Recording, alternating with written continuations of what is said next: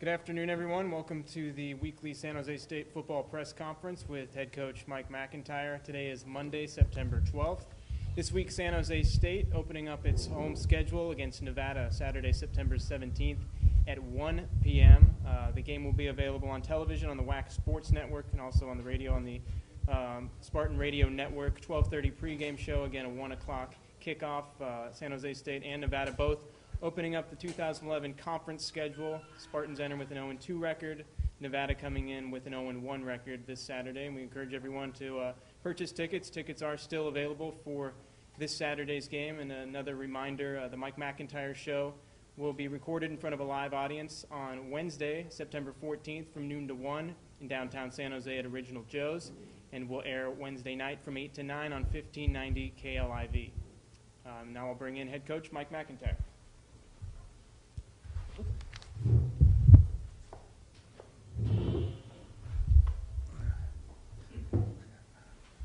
Thank you. A little bit about Saturday night. I thought our kids played hard, got after it. We had an opportunity to win the game there in the fourth quarter and came up short. We've got to find a way to finish it strong.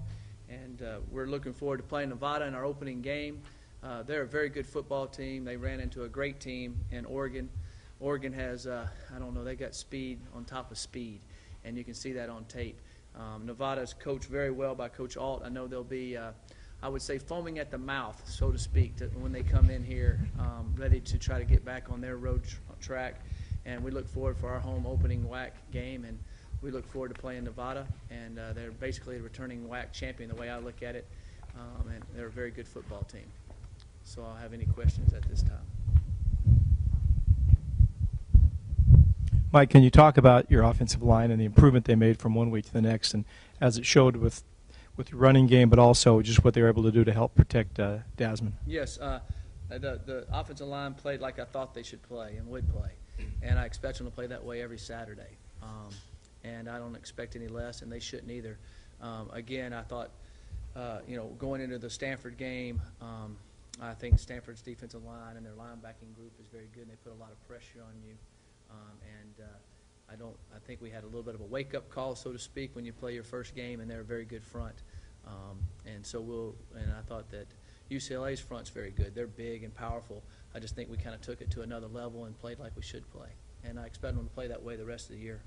Can you talk about what Dasman did for you guys and what your expectation was and how he provides sort of a different look than you have with Matt? Yeah, Dasman played really well. I've always liked Dasman. I think Dasman brings a lot to the table. He was playing exceptionally well. We've got to find a way to make sure he doesn't get cramps again. So we'll address that issue, and so he can be able to play through that, because he runs a lot and he exerts a lot of energy when he plays.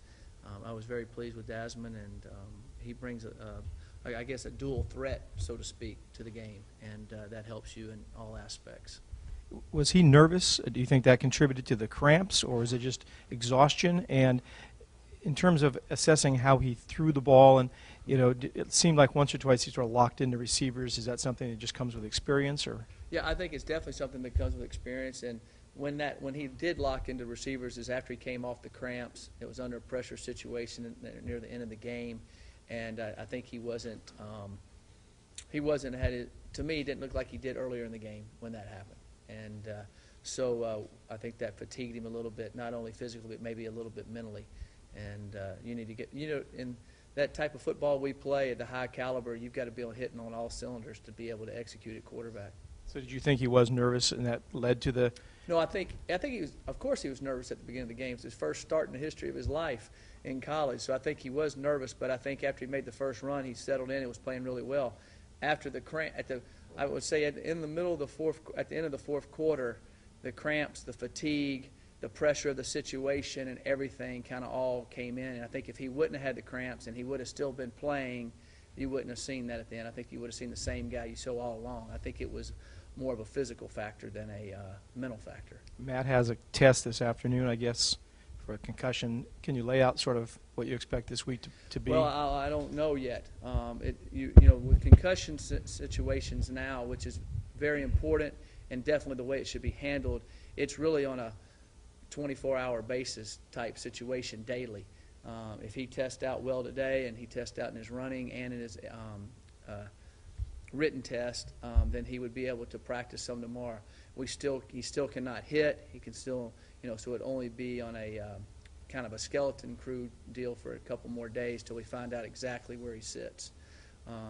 With all the studies now, with everything doing, you have to be very cautious, and it's to a good nature, because how it works now, it's the second concussion that bothers you, not the first one. It's the second one right after the first one if you're not completely healed. And first and foremost, we're going to look out for the young man's health for his future, and then second of all, playing in a football game. And so hopefully Matt will be back.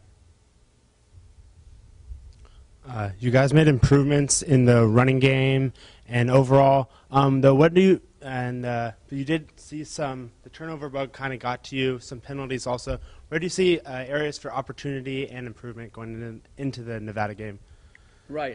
Definitely you can't afford turnovers. We caused some on theirs. We just had a untimely turnover there going into score, which hurt us. But that's going to happen in all sports. You've got to rebound from that and take it and stop it or take advantage of a turnover type situation. The penalties. I think penalties are, if you're playing aggressive, penalties are going to happen from time to time. You definitely want to limit those. We had one that was really costly for us, and a couple of the penalties are judgment calls. Some games they'll be called a penalty, some games they won't. And so you got to just keep playing hard, and hopefully that flag goes your way sometimes. Talk a little bit about coming back to San Jose after 2 tough games on the road, coming back in front of the hometown fans, and what that kind of means for the kids. We're really excited about playing at home, and it's a great home opener. I think this might be one of the first WAC home openers they've had in a while. And so we're excited about it. And then, we play another top caliber football team. I mean, they were a football team that was 12-1 last year, ranked in the top 15 or 12 in the country. And they played a team that really was predicted by a lot of people to be the #1 team in the country. So we're playing a really good football team coming in here Saturday. Even though you guys do have 2 losses on the season, is it safe to say you guys have a lot more confidence, a little more swagger this year? I kind of feel that with talking to everyone. I sure hope they feel more confident. That's the first key. You got to believe mentally that you're good, and believe mentally you're going to win. And so hopefully they do. We're bigger, we're stronger. That usually makes you more confident when you feel a bit better about yourself. So hopefully we do. Can you talk a little bit about just the opportunity to, Nevada's coming off a very difficult game, as you were the first week. Is this a good time for you to play them? They're not maybe settled in yet with all the changes they've had to make, and you're coming home, and you've got a little confidence going. Are you excited about the prospect of Saturday from some of those standpoints?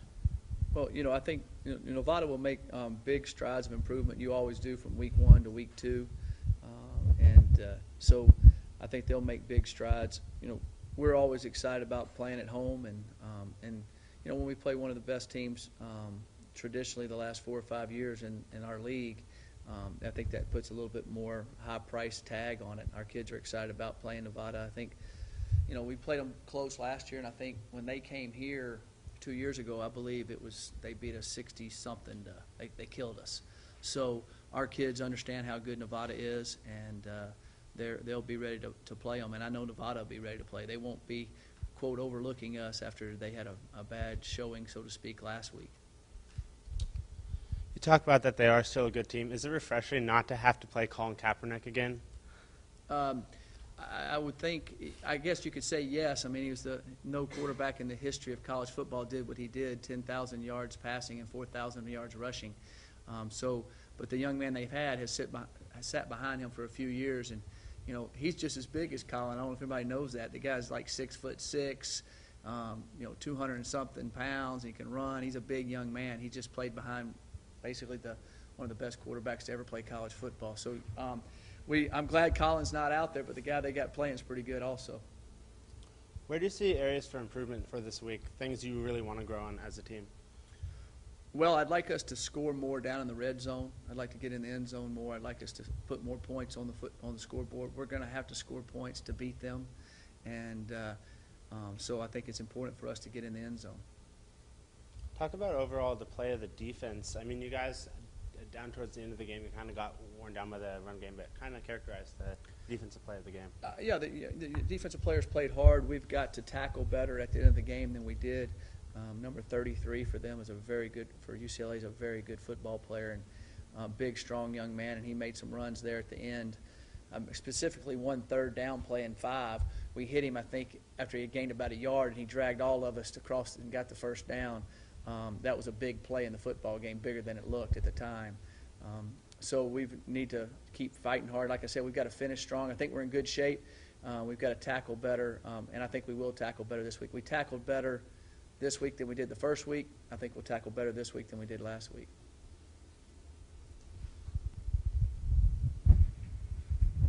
Mike, other injuries, can you give us updates on anybody else? Is Otten going to be able to play, do you know? He will practice some tomorrow, and we'll find out how he looks. Again, that'll be on a day-to-day basis on him to see how he goes, because when you come back off that injury, you're going to see how sore he is the next day, and that type. You got to work through it a little bit. Last year, after Alabama and Wisconsin, you guys were fairly decimated, I believe, physically. Yeah. Do you feel like you're in a way better place right now after 2 games physically than you were a year ago? Yeah, we're in a better place, yes. Our kids are healthier. They are bouncing around better. We practice on Sunday evenings. We got back in 4 in the morning, and we practiced last night, and they were bouncing around pretty good.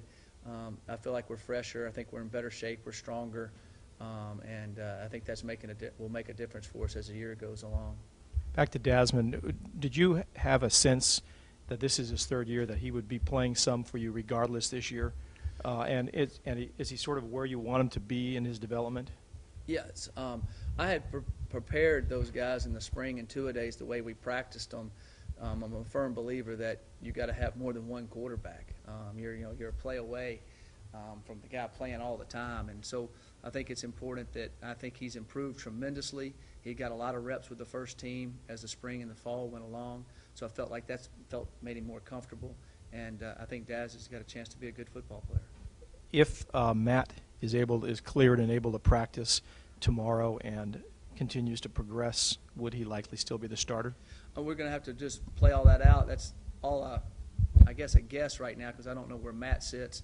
I don't know if he'll be as sharp when he comes back, because when you come off a concussion, sometimes you're not quite as sharp. So we got to make sure that we're on key on that. So I'll just evaluate that as the week goes along, and then make a decision right before the game starts. Is there any aspect of Nevada's team that is the biggest concern for you in terms of how they can attack you? Yes, their pistol offense that Coach Alt invented. The way he attacks, his knowledge of the game. He'll study. We played UCLA. They ran a pistol offense. They have a lot of Nevada influence in it. It's very similar to it. So he'll take that tape and watch what we did against them, and he'll attack what we did on tape. So it's a little bit of a chess match. We got to make sure that we play the techniques better and understand that he knows how to attack it, and our kids got to be better at performing against it, because we're kind of going to the architect of how to build it. And the pistol offense is I don't know if you all realize this, but it's a lot of a wing T offense. It's a lot of wing T attributes to it, along with the downhill running game and the option passing game. The other young man that they have, that Richard Matthews, the wide receiver number 15, is an excellent player. He's one of the best receivers in our league. And last year, if you watched the Boise State game, he almost beat them single-handedly by himself. He made a couple phenomenal plays. We have to know where Richard Matthews is and understand the type of things that he can do in this football game. They still have very good running backs. Quarterback can run the option well. They scheme you very well, and you've got to be on your toes or somebody is spring free. And that's something our kids really have to be in tune to. And getting back to injuries, was there anybody else that we should know about that is dinged up right now that you're unsure about? No, there's nobody else right now coming out of that game that we're concerned about not playing right now. Hopefully we might get some other kids back that have been out for a while, but I won't know that till Wednesday or Thursday after they practice a few days. And none is one of them? Yeah. Okay.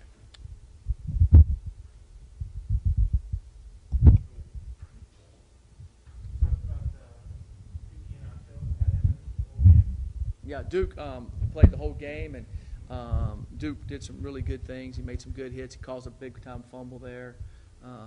And the way he hits, that'll happen the more he's out there. So I was pleased with Duke, and I know he'll even play better this week because with the way they run the football and their passing game, the safety has to be involved on the run game for us to be able to slow him down. And he made a lot of tackles in the game, and hopefully he'll even make more tackles and be quicker to the football than he was last week after seeing it 1 week.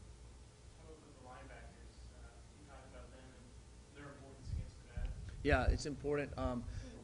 They do a lot of different schemes on you, so the linebackers have to be able to react quick and fit in the correct holes because the way they motion and they down block, they block out, they man block, they block down and kick around. So there's a lot of holes and gaps that they've got to fit correctly. If they don't fit them correctly, it can get ugly. So I thought they fit most of them the other night correctly and did a good job of that. Special teams, where you were from week 1 to week 2? Yeah, we drastically improved. The very first punt, we missed the punt a little bit and kicked it to the wrong side of the field. We redirected and we missed 2 tackles. That was their longest play of the night. I thought kickoff coverage, we did a good job. We kicked it out of bounds one time, which can never happen at all. But the rest of the time we covered well. I thought our special teams was improved.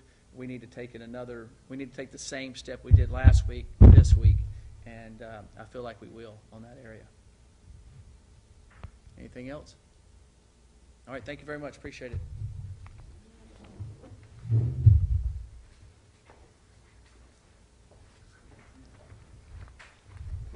Okay, everyone, thanks a lot for coming out. Just another reminder, 1 o'clock kick Saturday, September 17th, San Jose State opening up at home. Tickets still available, taking on Nevada. Thanks again for coming out.